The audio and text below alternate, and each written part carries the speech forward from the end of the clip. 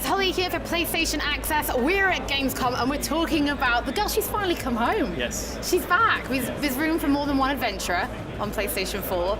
We're really excited. So this October 11th, we're going to bring Rise of the Tomb Raider 20-year celebration to the PlayStation 4, and that's going to include so many things. I mean, we thought, you could just throw the DLC on, and that wasn't enough. No. So for the 20-year celebration, this year marks 20 years since the original Tomb Raider came out. Since T-Rexes and green tank All in the early tops days. and dual pistols. So what we're going to do is we're going to take every piece of DLC you've already seen. Yep. Everything that's come out, that's all going to be together in the package. But Even pre-order DLC. Including pre-order DLC. Good. Including now, we're going to add 3 new things. So we've got co-op added to endurance mode. So that's going to be the first time we're having multiplayer. You're going to get to raid tombs with your friends, which is fantastic. And we have a video coming of that, of me and Nathan trying to survive. Trying to make it out in the harsh forests in Siberia. And so then we're adding 2 other pieces. So we're going to go with Blood Ties. And Blood Ties is an experience of Croft Manor. So the manor first starts to appear in Rise of the Tomb Raider. You get hints at it, but you weren't able to play it. So this is the first time that it's playable within the new timeline since post-reboot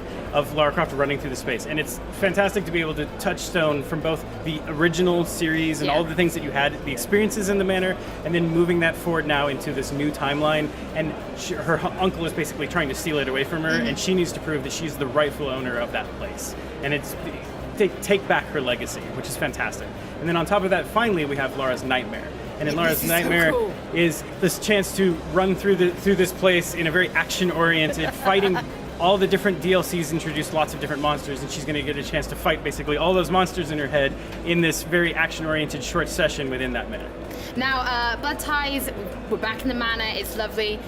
What about references to the old stuff? Because they would kill me if I don't ask about locking the butler in the freezer, because let's face it, that's what we all did. So part of the thing that's been so fun for us with Blood Ties is that we can reference all of those old pieces. So there is reference to being able to lock them inside the freezer.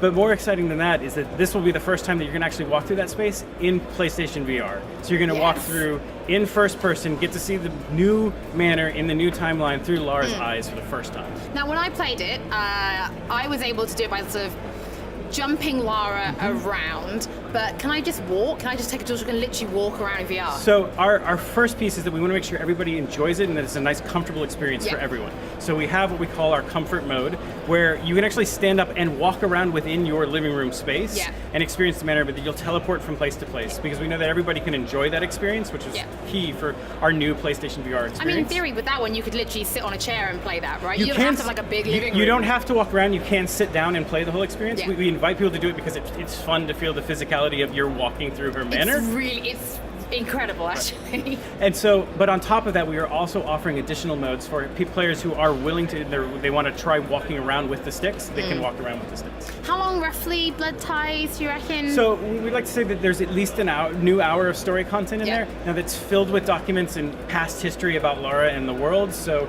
you can spend certainly more time finding all the bits and pieces that we've hidden throughout the manor, but we'd like to say it's at least an hour of new story content. Yeah, if you want those trophies, right, you're going to have to find everything. You're going to have to find all the things. That's how it works.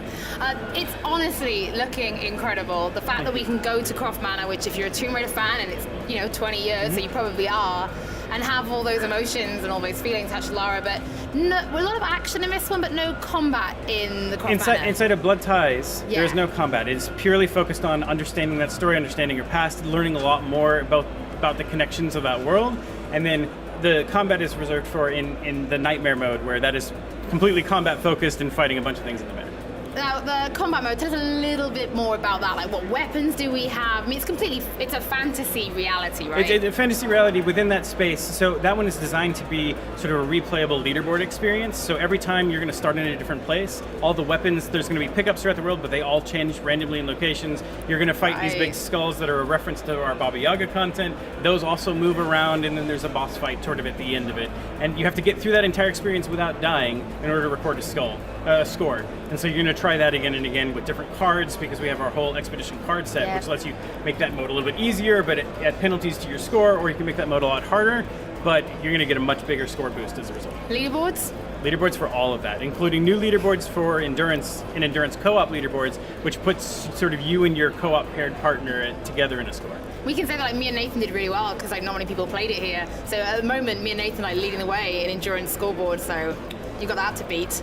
Won't be hard. Anyway, thank you so much for your time. We've had a great afternoon. We've seen everything basically, and I played VR. So yeah, it's time to welcome Laura back to PlayStation 4, back home. Back home. We're super excited. We would like to see it. It's going to be out there on October 11th for everybody, and super excited to have you guys get to play it. Thank you very much. Right, you guys, you can keep watching my YouTube channel because there's loads more coming up. Don't forget, like, comment, and subscribe.